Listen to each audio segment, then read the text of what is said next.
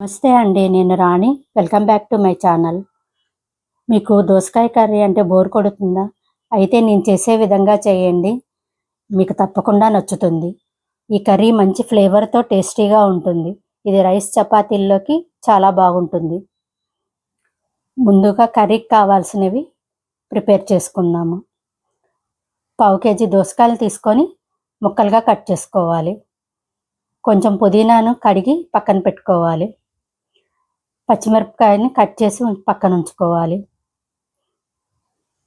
ఒక ఉల్లిపాయ తీసుకొని చిన్న ముక్కలుగా కట్ చేయాలి. ఒక టమాటాని తీసుకొని చిన్న ముక్కలుగా చేసుకోవాలి.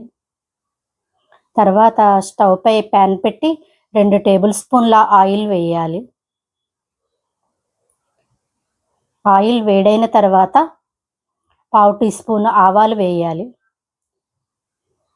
పావు టీ స్పూన్ జీలకర్ర, పావు టీ స్పూన్ పచ్చిశనగపప్పు వేసి తాలింపును వేగనివ్వాలి.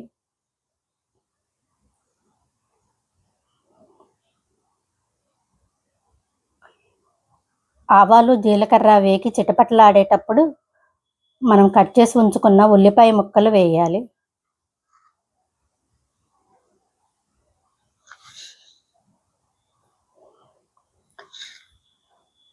పచ్చిమిర్చిని కూడా వేసుకొని వేయించాలి.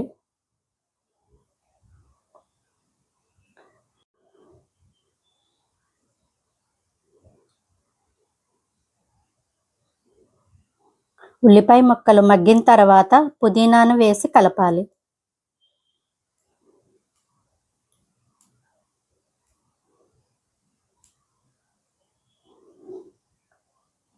ఇప్పుడు టమాటా ముక్కలు వేసుకోవాలి.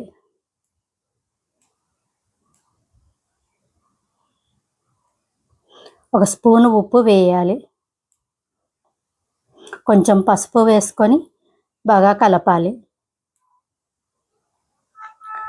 కరివేపాకు కూడా వేసుకోవాలి. మొత్తం బాగా కలిపి టమాటా ముక్కలు మెత్తబడేదాకా వేయించాలి. ఇప్పుడు దోసకాయ ముక్కలు వేసుకోవాలి.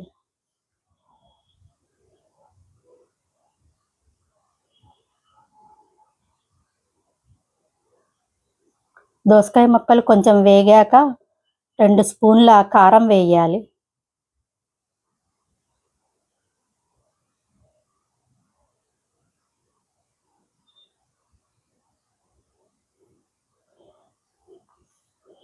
ఒకటిన్నర గ్లాసు నీళ్లు పోసుకోవాలి.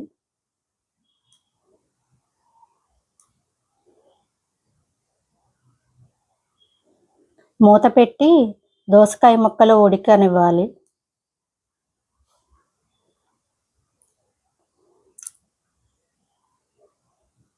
మూత తీసి మధ్యలో కలపాలి.